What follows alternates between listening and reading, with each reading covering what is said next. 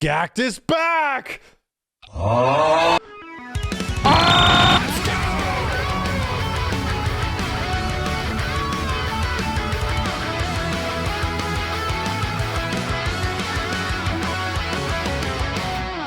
From the Final Fantasy VII Twitter, specifically going over some pretty key elements about the Crisis Core remake. So this is pretty substantial. Not to mention some fantastic screenshots, because we really haven't seen a good 4K trailer of this game. I don't know what the hell is going on with Square, where they, like, even 7 Remake Part 2, they're not putting out like a big high resolution 4K trailer or something like that. The best trailer is 1080p and the bitrate sucks. So it's a little disappointing, but actually seeing a very high resolution screenshots is beautiful. This is a substantial improvement over what the game was before. A very big improvement over what we might have remembered in the game that we played a few years ago, 2.5 years ago, before Final Fantasy VII Remake came out. But the big news is the actual announcements of what they're changing. I have said for the longest time, Crisis Core isn't a bad game. There's a lot of stuff in it that is really good, but half of it is bad. Like, the first half of the game, I think, is not specifically great. The characters don't get really good until halfway through. The biggest issue the game has, outside of just like plot convenience and story and characters and, you know, how things eventually come together, which does end up being really good, is the fact that the gameplay is awful. Like, it's like a mixture of turn-based, not Kingdom Hearts gameplay in the mid-2000s when it came out. And I remember it being completely passable when I first played it way back in the day when it first came out. But upon a revisit and checking it out, buddy, like I could not even be bothered to utilize some systems just because they were so cumbersome. There's like a weird like crafting system in the game too that that never really gives me enough incentivization to ever use it, and the actual gameplay and combat is just awful. It's slow. It takes forever for the response of your character to actually go through. Woof, dude. And then you literally have a gotcha DMV system that rotates through and eventually gives you some buffs and has some story things later on, which is really cool. But 99% of the time, it's bad. This news is insanely cool to me. They're improving the character movements and camera, which make a lot of sense. This isn't just a one-to-one remaster up-res, because some of that stuff did look that way. So they are actually improving some stuff like camera.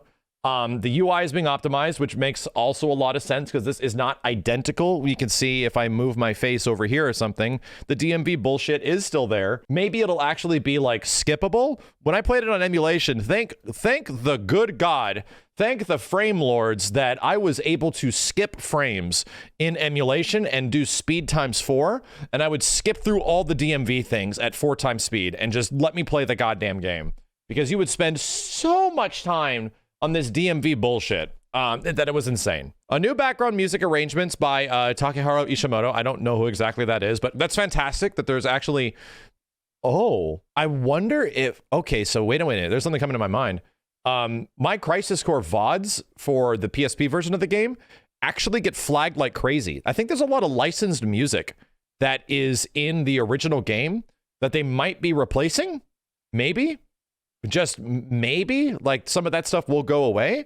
So that would be nice. I don't remember like the songs or the music specifically being memorable enough for me to like be like, oh God, the music has to come back. Also, full voice acting to scenes that were previously text only. That's kind of a big deal. If there's one thing that definitely shows its age, is that there's a lot of characters talking to each other in Crisis Core, and it's just text on text on text on text on text on text on text, and it goes on for a very long time. So that's great. That's actually a lot more effort. And this is the big one. A new menu-based battle system. So I'm curious if this is going to end up being like Final Fantasy VII Remake, where you essentially have the option to make the game menu-based specifically. I wouldn't be surprised. At the same time, like, I'm kind of happy about this, because moving your character around and like actually taking Zack from point A to point B on a battle map and doing some stuff, it didn't really add much, in my personal opinion. This game already has a Kingdom Hearts menu-style combat system. It already does. You already had to, like, select from attack, magic, like, this list of things, right? And then you had, like, your item thing that you just select your item. It already had several things that were very Kingdom Hearts-like, which is why I always say it's, like, in between. Potentially, they're doing something different with it, you know? Potentially, they're gonna... I'm gonna be super honest. I would be completely fine if they just removed the ability for Zack to, like, run around. Just let that shit happen automatically, right? Just let him just make the game pilot itself in the same way that, like, Final Fantasy VII Remake Part 1 does when you use the menu system for easy mode, right? Where you get, like, just the menu battles and not, like, all the action bullshit. I'm completely fine with that. Unless they add all the action bullshit, like rolling and dodging, and it actually is responsive like a newer game. Get rid of it, you know? So that has me really excited. This was something that, when it was first announced, I don't think I was like, whoa, like, this is gonna be so awesome. Like, I played the game not that long ago, and it just really felt like it, from the first trailer, this was like a nice up-res with new textures and new lighting, like a spiritual remaster instead of like a remake. Now it's seemingly like a remake, not a Final Fantasy VII remake, you know, but at least something that absolutely has a bit more love, care, and attention put into it than before. So I'm pretty happy about that, right? Yeah, if we get no activating combat mode, please, dear God, that would be great. What the heck? DMW stands for Digital Mind Wave. Well, I didn't know that. It features a slot reel, which turn automatically during battle. Lining up the same numbers and images gives Zack various status boosts and allows him to unleash point, limit, break attacks. Yes, it's like random, and in some situations, it's like scripted. Like you would get Bahamut or something like that to help you out, and they usually show up at some time. Yeah, thank you, Runeby. Modulating phase! The voices are definitely going to have to come back. Where is the other one? Oh, yes. Oh, yes, it's 2022. And he's back, assholes. Genesis is the childhood friend of Angeal, both from the village of Benora. He gets on well with his colleague Sephiroth, but also secretly harbors a strong sense of rivalry towards him. Correct me if I'm wrong, chat, but wasn't there a quote from one of the developers or somebody talking about Genesis and how he might not be reciting Loveless, like, constantly if he does show up in some way again? There was some... I read something somewhere at some point in my life over the past couple weeks since this game was announced. Something to the point where he, like, annoyingly talks about Loveless too much, because in Crisis Core, that's all he talks about. Everything is dumb apples and Loveless and shit, and it's insanely fucking annoying. It could have been a fever dream, right? But I feel like there was some interview with a developer or something that specifically was like, yeah, he kind of talks about Loveless a bit too much, because it is my prediction, right? It is my prediction that this character is going to return. Not just in Crisis Core. I think he's going to come back in a weird way in 7 Remake Part 2. Yes, I said that.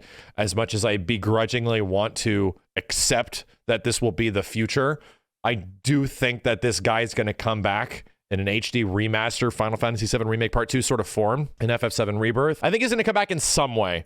If it's going to be a huge way, if it's going to be a way that was like Weiss from the DLC, I don't know how much they're going to really include him exactly, but he is directly tied to Zack, right? He's directly tied to Zack. He is Zack's protagonist, you know? He is the bad guy of Zack's story throughout the majority of it. And while Sephiroth is the focused bad guy of Cloud's story, there's a little bit of polarization going on there.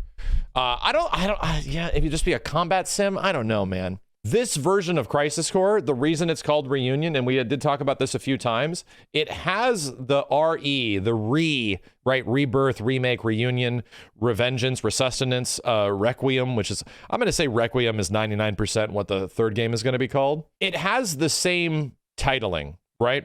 Which is different than all the other, like Advent Children, Dirge of Cerberus, you know, Crisis Core Original.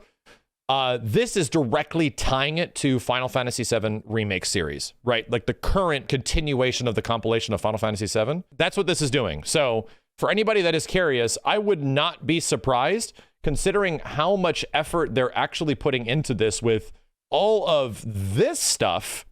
Now that we know this, I'm thinking that there's potentially going to be even more things tying us to Final Fantasy VII Remake than I first anticipated. I thought it was just going to be a cutscene in the end, right? Because this game is going to obviously, this is a big spoiler. This game is obviously going to conclude in the same way the original does, right? Our main character ain't going to make it, and it's going to be super sad. And that's like the core of the story. That's like the crisis core of the story, they would say. The whole point of our character being here is that, and he sets up for the beginning of FF7. So they can't flip that, right? You can't just get rid of the heart of the story, in my opinion.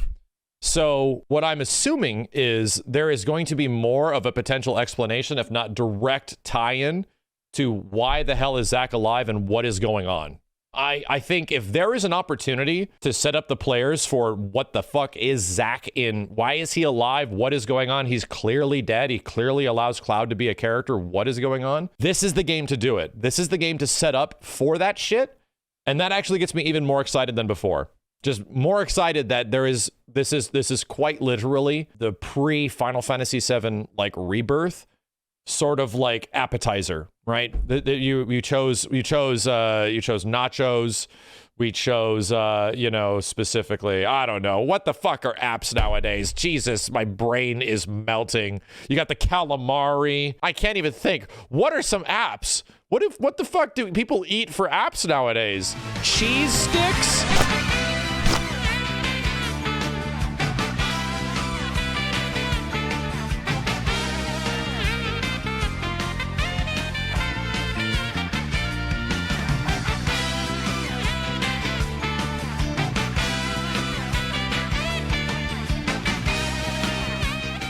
Here's a legendary tweet. Crisis Core is so fucking funny. How the fuck are they gonna remaster this scene?